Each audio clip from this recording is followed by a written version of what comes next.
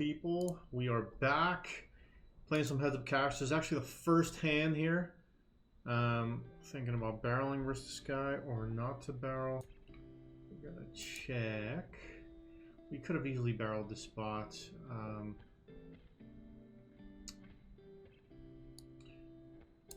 like going for the bet check bet here. We're gonna go for it. We get the fold. All right, guys. So let me know who's here.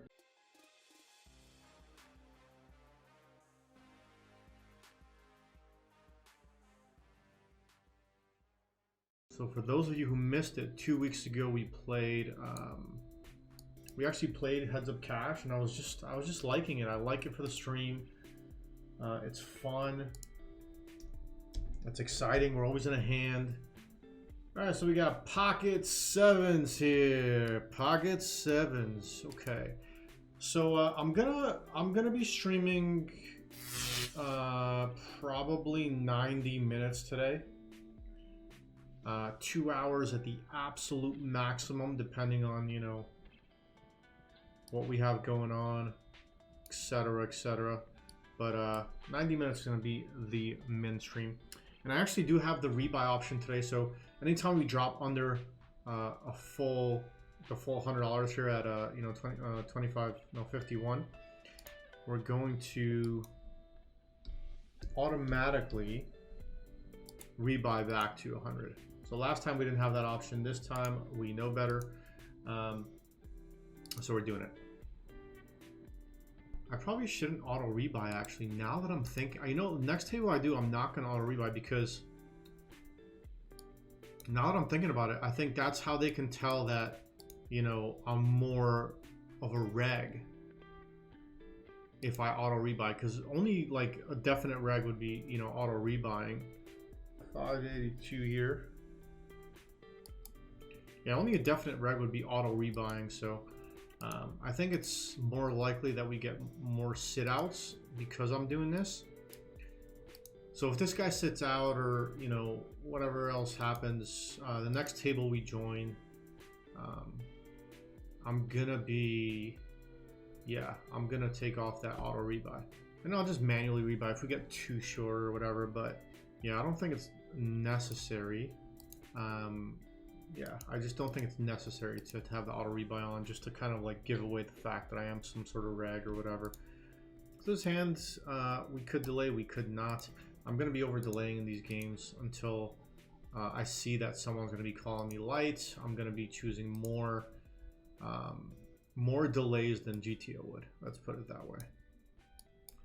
Maybe. So if you're watching this and you want to join the cash game, then maybe I won't do that. We don't know. All right, so we got Mr. Slowbacks in the building. Mr. Slowba, Heads Up Cash, boring. Go on ultras. Let's have some fun. We might, Mr. Slowba. Plus, you see, no one wants to play versus you. That's a good point. That's a good point. We may do that. We'll see. We'll see what happens. We're gonna bump it up to $9 here. Let's go to 9. Let's play for 9. He doesn't want to play for 9. So I kind of get used to it, get in the swing of things here. Check it over to our friend. He checks. I'm gonna bet 518 here. He could still have a stronger 8, but I do think he could have turned or river to pair as well, and I'm gonna call his light here. Let's see what he called with. Nice call, Mr. Kong. And he did river the pair. He had 10-5, as we can see here. So we got some nice value from that hand. Te gusta lamer bordilos. I have no idea what the hell that means, so let's Google Translate. Te gusta... What the hell did he say? Te gusta lamer bordilos. Let's see, let's see. We're going to check back here with the king and a 4.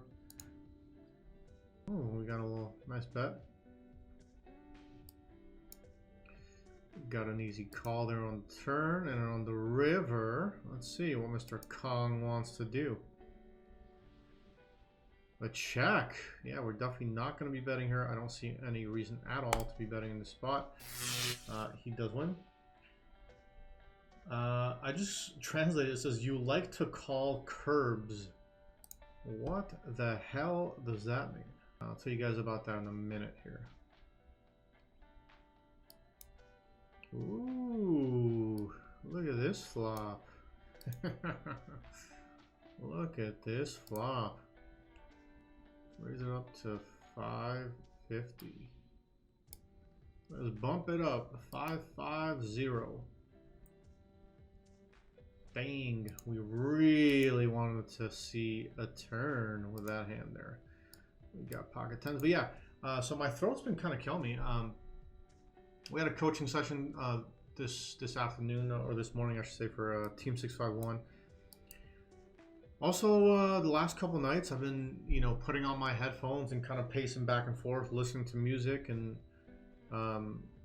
singing. So my throat is definitely hurting from that as well. Got these AirPods Max, excellent headphones. The volume doesn't go as high as I want it to go. The volume doesn't go as high as I want it to go, but they're very, very, very, very good headphones. This is an interesting spot. Ooh, I'm gonna bump it here, and I'm gonna bump it big. I'm gonna make it 25, 27 here.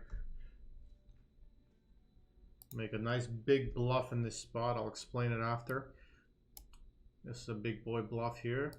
Let's see how good or how bad it was. He snap mucks.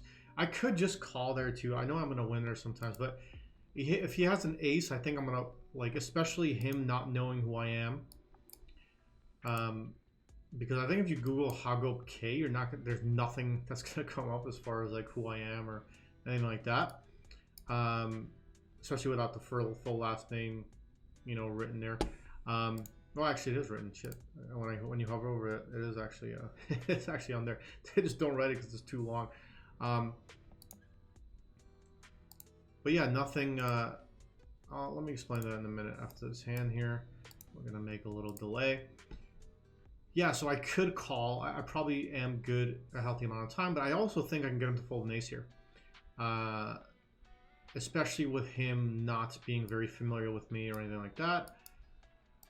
I think that I can very credibly be repping a 6, a full house, or a flush there, and I'm going to have a lot more of those than he is. And I think in that spot, it's very rare to see. It's going to be very rare to see him ever having a full house. A full house, or yeah, it's gonna be very rare for him to have a full house or a flush, because he would have bet the turn with all those combinations. More than likely, especially like specifically in a cash game, being so deep, you never really want to check a full house or a flush back on a turn and miss the opportunity to get more money into the pot. So pretty sure he's not really going to have many full house. Even a hand like ace-6, that would have definitely probably bet the turn as well. So he can't even have a river full house. So he's quite capped there. And then having a king and a 10 is really good too, because so what those do. Let me pull up that hand again. Hold on, pull that up. So having a king, I'm coming back to it. Don't worry, guys. It's not going anywhere. Yeah, so having a king is very, very good too, because then I block ace king, which is a hand that he could very easily, bet call the river. The 10, doesn't matter that much, because if he has ace 10, it's the equivalent of, any of those other ace rags basically in this spot. Overbet here, we got an easy call. Yeah, having a 10 doesn't do too much for us. Doesn't basically do anything there. But the king is very nice, because ace king is, a hand that he can definitely be bet calling with, especially a king of diamonds. We have a very easy fold here. We call the turn obviously with the diamond draw and a pair. I don't see a world where I give credit to a 50-cent $1 reg bluffing that spot right there. I just cannot see it happening. And if he was, you know, hats off to him with the massive turn sizing and the massive barrel there. Queen 10's, you know, basically the absolute bottom of what we'll get to that spot with, really. Yeah, we're not going to get to that river really weaker than Queen 10. Otherwise, we have, like, you know, a pair of fours with diamonds or something like that. All right, we're going to take another card. A 3 of spades is a horrific card. That's not the card we want to see. We want to see a 10 of hearts, you know, or any 10 or any heart. But that's not our card. We will toss it into the garbage.